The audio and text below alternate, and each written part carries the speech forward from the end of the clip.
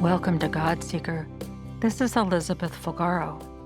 The current message: wildflowers. As February moves to March, each year wildflower seeds down deep in the soil with their winter storms have been busy sprouting. Roots press down and spread out their spring greenery. Blossom heads form, and all of a sudden, the little dell of a valley where we live, the carved out space at the base of the hill, becomes a profusion of yellow. A carpet so thick of these small daisy-like solid yellow flowers that there is no room for the grasses to grow through, just flower after flower, millions of them. The yellow from their presence is so bold and bright, it almost seems unnatural. And those who find themselves driving by to somewhere else, not infrequently, stop to snap photographs.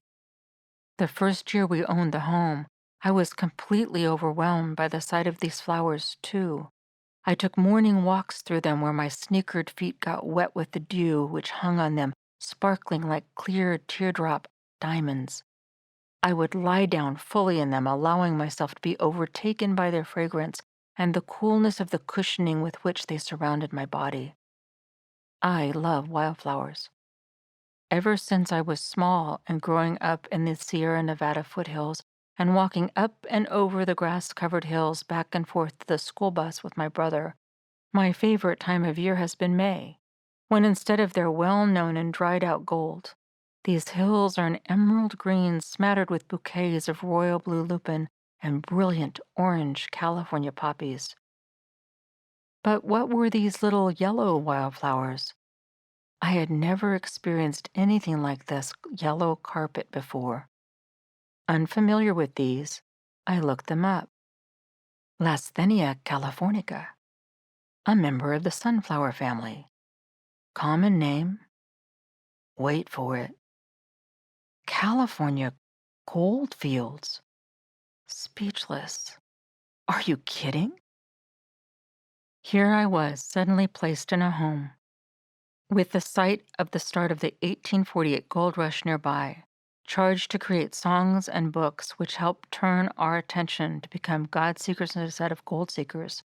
And he gives me a home with a meadow filled with flowers called California goldfields. At the time, these flowers were almost exclusively on our property. Over the years, because my husband waits to mow the land for fire safety until the flowers have dried and died each spring, by his mowing, the seed heads are exploded, and seeds have traveled on the breeze to our neighbors' properties. So now the flowers bloom each year there as well, though not as fully yet. It takes time. And therewith several messages for me from the gift of these flowers. Remember, by looking at his creation, God teaches us about his way, helping us set right expectations for life instead of the expectations we may currently have. And so the flowers reminded me, life is brief. Our time here, when considered relative to the centuries past and the eternity yet to come, is much less than the brief period when the wildflowers bloom. They come forth each year, expend their blooms, and are gone. The miners who came for gold as the answer to their troubles and paid such a high, hard, sacrificial price mining, they are all dead. Done. No more potential for impact. No more opportunity to leave seeds which benefit and are life-giving to others. Your time will also be done. We need to make our moments count. We need to be aware of the passage of time and the shortness of it for each of us, but without being afraid.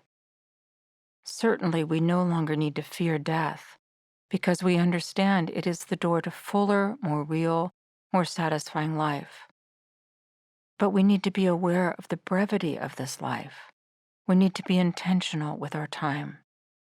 Never in a way where we are driven to work to accomplish our own sets of individually set goals, but to be open and ready, listening and courageous to accomplish God's goals with our lives. Yes, His goals. God is invisible, and though He works spiritually and supernaturally in and for each one of us, He also works through us, literally deploying and employing us for the sake of others. Holy Spirit will lead you. He will teach you as you let Him. Life will pass quickly, like the wildflower.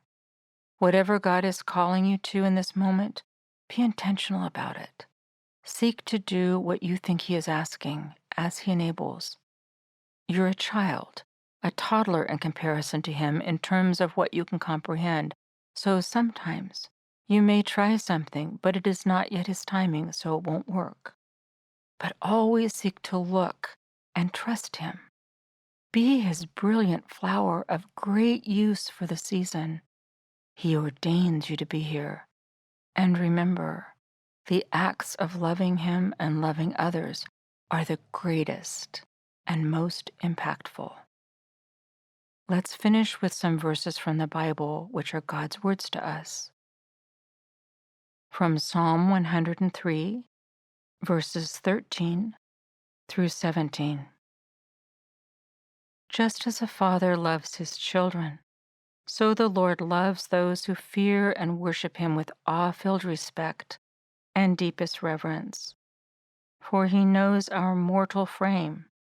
He remembers that we are merely dust. As for man, his days are like grass, like a flower of the field, so he flourishes. For the wind passes over it, and it is no more, and its place knows it no longer. But the loving kindness of the Lord is from everlasting to everlasting on those who reverently fear Him. Thank you for joining in. Listen to the song, Master Redeemer. God Seeker messages are sponsored by Eagle's Nest Foundation. This is Elizabeth Fulgaro. I am praying for you. Keep seeking God.